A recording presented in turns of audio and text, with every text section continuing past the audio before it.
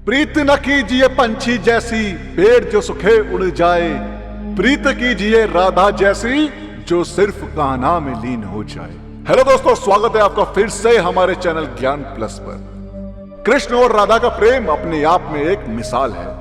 आज भी दो प्रेमियों को निस्वार्थ प्रेम करते देख लोग कह देते हैं कि ये दोनों बिल्कुल राधा कृष्ण जैसे हैं। राधा कृष्ण के प्रेम की कहानी किसी से छुपी नहीं है।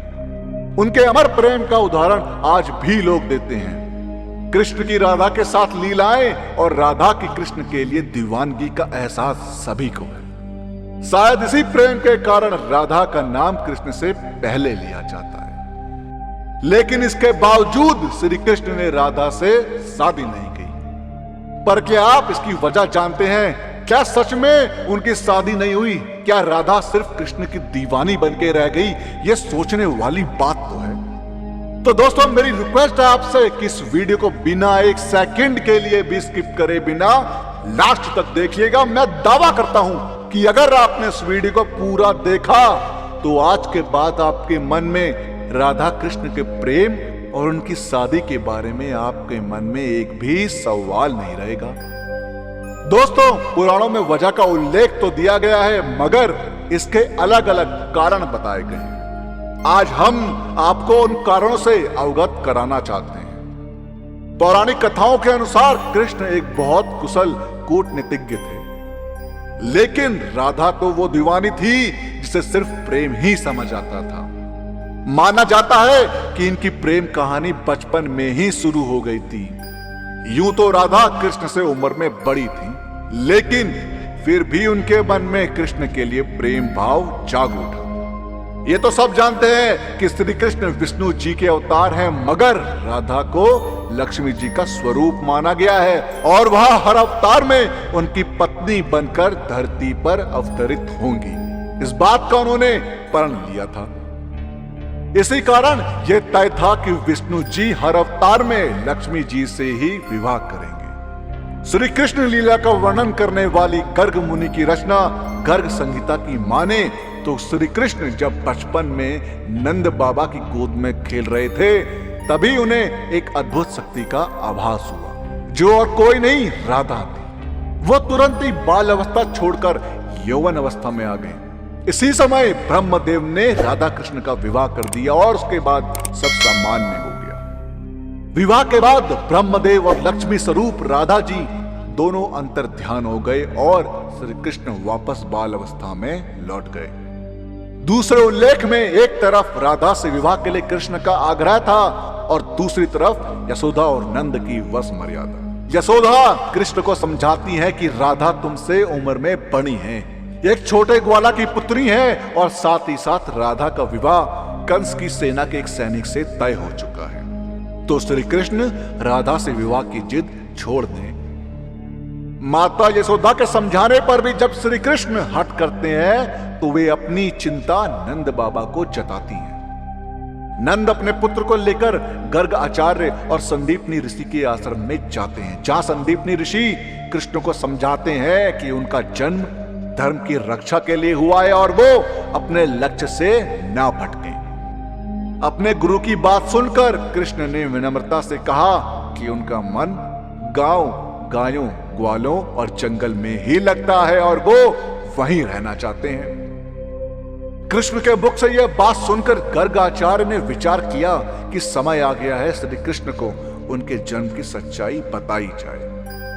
गर्गाचार्य ने कृष्ण को उनके जन्म का राज बताते हुए कहा कि वो यशोदा और नंद के पुत्र नहीं हैं। उनके जीवन का उद्देश्य धर्म की स्थापना करना है।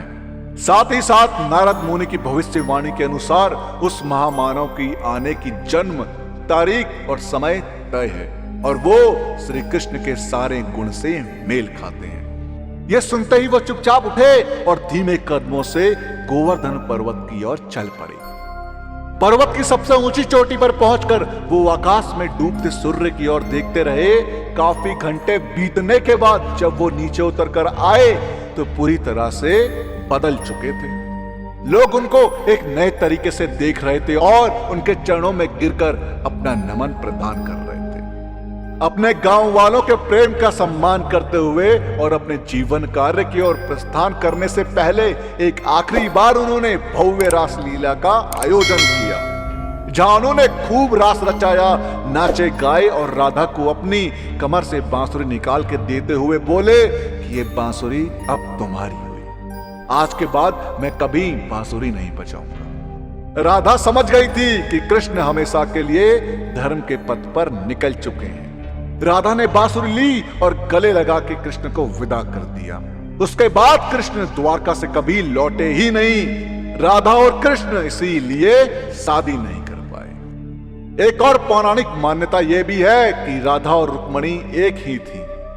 जैसे राधा कृष्ण के प्रेम में लीन थी, वैसे ही रुक्मणी भी कृष्ण को अपने पति के रूप में पाने के सपने देखती थी। लेकिन रुक्मणी के भाई ने उनका विवाह कहीं और तय कर दिया था। परंतु ये बात सुनते ही रुक्मणी ने अपने भाई से कह दिया कि अगर उनका विवाह श्री कृष्ण से नहीं हुआ तो वो अपने प्राण त्याग देंगे। कृष्ण इस घटना से पहले रुक्मणी को नहीं जानते थे, पर हैरानी की बात यह है कि फिर भी वो रुक्मणी से विवाह करने चले गए। इसका कारण यह था कि राधा को ही रुक्मणी का आध्यात्मिक अवतार माना जाता है और इसी के चलते राधा और रुक्मणी एक ही थी। इसके अनुसार कृष्ण का विवाह राधा स्वरूपी रुक्मणी से ही हुआ। अब आप जिस भी पौराणिक कथाओं की माने, अंततः सरल शब्दों में राधा कृष्ण का विवाह किसी भी स्थिति में सीधे तौर पर नहीं हुआ, परंतु दोनों ने जीवन भर एक दूसरे से ही प्रेम किया और अमर प्रेम की मिसाल बन गए। तो दोस्तों, पिछली वीडियो का शाउट आउट जाता है गायत्री पात्रे जी को, जिन्होंने बहुत ही प्यारा कमेंट किया था। इस कमेंट के लिए गायत्री पात्रे जी ज्ञान प्लस आपको तहे दिल से धन्यवाद कहना चाहता है। और दोस्तों, आप कमेंट में पिक मी लिख सकते हैं, जिससे आने वाली वीडियो में आप में से ही किसी एक को मिलेगा ज्ञान प्लस की तरफ से शाउट आउट। दोस्तों, आपका राधा कृष्ण की प्रेम कहानी और विवाह ना होने के बारे में क्या कहना है, हमें कमेंट के माध्यम से जरूर बताएं। और इस वीडियो का पार्ट 2 चाहिए हो तो कमेंट्स में पार्ट 2 जरूर लिखें। और साथ ही साथ अगर आपको हमारी आज की वीडियो पसंद आई हो तो टारगेट रखते हैं 5000 लाइक। अब 5000 लाइक इतने ज्यादा तो है नहीं, तो इस वीडियो को लाइक और शेयर करना ना भूलें। और जिन लोगों ने अभी तक हमारे चैनल को सब्सक्राइब नहीं किया, उनसे मेरी गुजारिश है कि हमसे जुड़े रहने के लिए और ऐसे ही और भी वीडियोस देखने के लिए हमारे चैनल को सब्सक्राइब जरूर करें।